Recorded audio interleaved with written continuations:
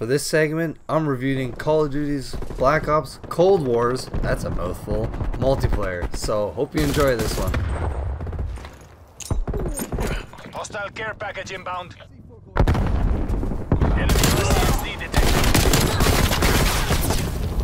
Hostile down.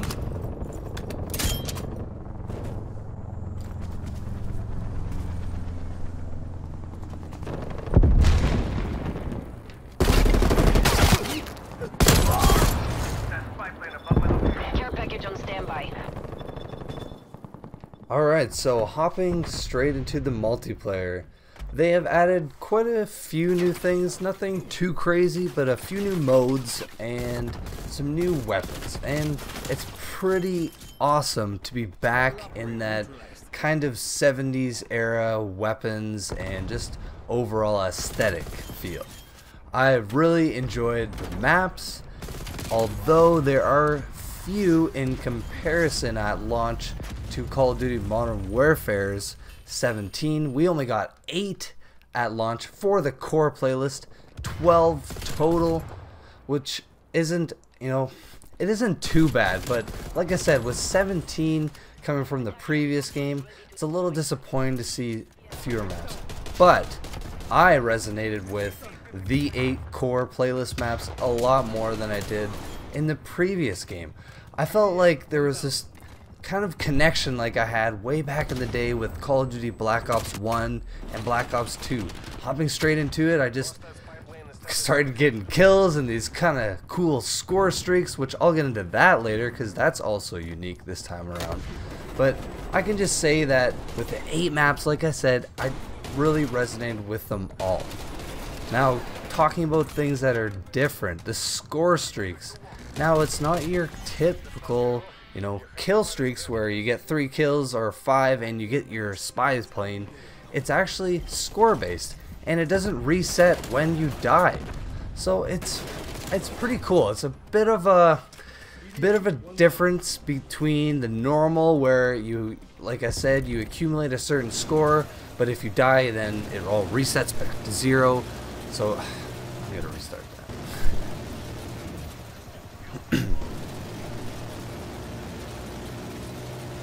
So getting into things that are different, starting things off, the score streaks.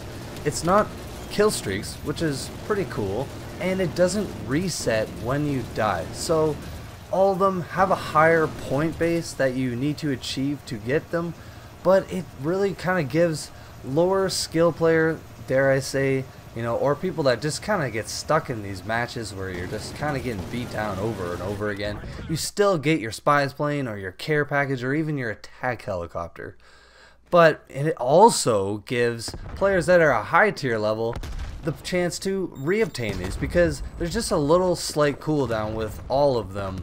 So it kind of gives these guys the opportunity to get, 2 chopper gunners in a match if they're still that good. And to add furthermore to the score streaks, I really liked what they chose this time around. We got the RCXD back, we got the Napalm Strike back, both in which are really cool. The combat bow, something new that I haven't really seen before that is a nice addition to this game. Now again, I can say this game is slightly bare bones when you look at all the different weapons. There's really not a lot to offer. We only have, your 5 to 6 assault rifles, a couple shotguns, a couple different launchers, a handful of submachine guns. It's really not a strong list of weaponry and attachments when you compare it to the previous game. I mean, that Modern Warfare had so many different sights and just, it was insane. But you kind of have to understand that when you're going back to that 70s and 80s feel, you shouldn't expect all that top, high-tech gear that you get from Modern Warfare. So in my opinion, it wasn't really too much of a big deal. There still are quite a bit to unlock and a lot to unlock within the weapon masteries, which is great because all those challenges and barracks accomplishments that you need to get are still there like in all your Call of Duty games. So let's talk about the new modes. There are 3 new modes. We'll start things off with Dirty Bomb. It's a pretty cool, unique style game where you start things off by parachuting in with your squad and you just have to kill the other teams, grab their uranium and then deploy it at different bombs. And once the bombs have been filled with uranium, you have to then detonate them, giving you more points. And that's essentially it. You get points by deploying uranium and detonating bombs. And it's a pretty fun twist. There are 2 maps, and I'd say overall they're pretty well built. It's all hilly and lots of elevation, so you constantly find yourself, gunning down one guy and then finding yourself getting killed from behind way up top. So it's a little bit frustrating, and there is a bit of a learning curve.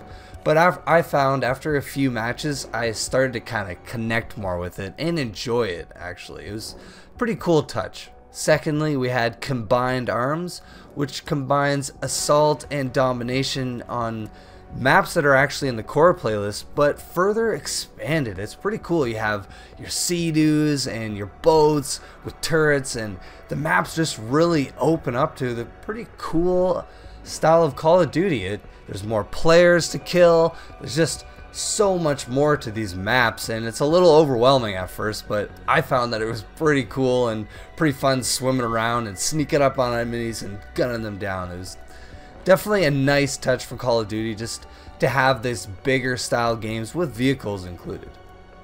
And the last mode that I really liked was VIP Escort.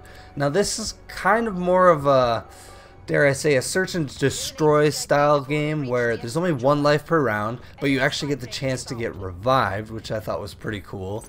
And you have a VIP if you're the defenders, let's say.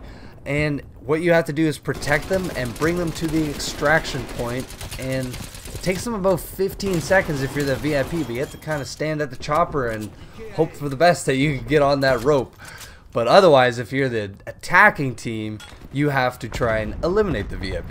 So it's just kind of a different style of game, yet again with Call of Duty, that is just a nice change of pace. For me, I really like Rainbow Six, and I've always liked Search and Destroy, so to have something like this is actually pretty cool in my opinion. Now lastly, I'll kind of just briefly touch on this because I didn't play it a whole lot, but from the few hours that I sunk into Zombies, I can say that it is pretty cool. They've added custom loadouts so you can bring your own weapons straight into the match right away, which is pretty cool, and you level them up equally with your multiplayer. So it's the same guns on multiplayer and Zombies. So there's none of this, kind of disconnect feel when you're leveling up your gun in Zombies and then you have to start over in multiplayer or vice versa. So that's really great. And the map itself, I think they did a really cool job. It is creepy. It's built really well. There's a couple areas where you can really kite zombies really well, but also a few areas where you can get surrounded and killed really quickly. But ultimately, I think that the map and the story that they've created again with Zombies, or are continuing rather, is really well done. They actually, the map is taking place in the very first map that all began in World at War with Call of Duty. So that's pretty cool. You're not quite in the exact same map, so it's not the exact same thing by any means, but you're just in the same area, so you can kind of just see things and just strike that nostalgia that we all love with lots of games. But talking about the Zombies, some things that they've added, the mystery box. Now it's kind of not like it used to be where you don't really have good odds with it, but you're more meant to search the map and kind of explore the Easter eggs to really unlock the ray gun or the almighty Wonder Waffle.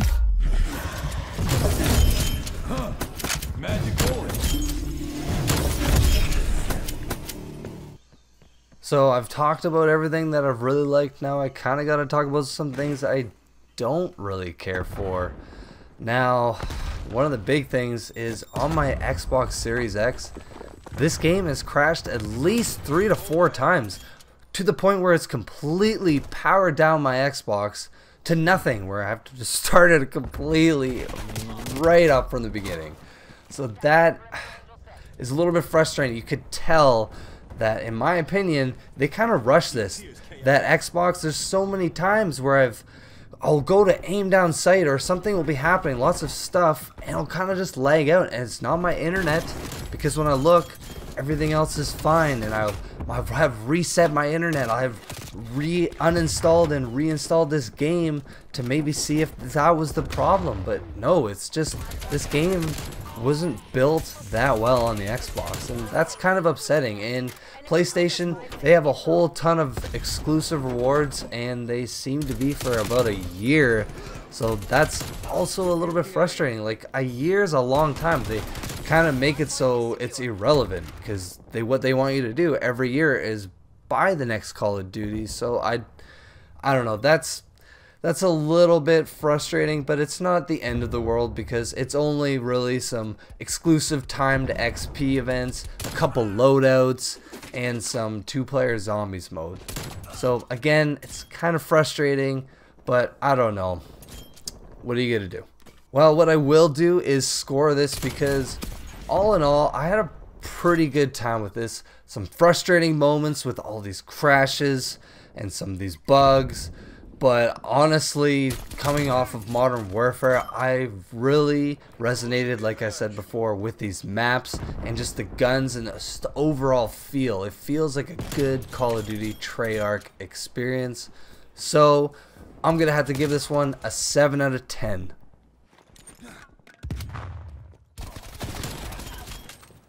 The multiplayer did many things right, but some unacceptable. The lack of care in the Xbox versions of this game leads to frustrating crashes and a clearly rushed game.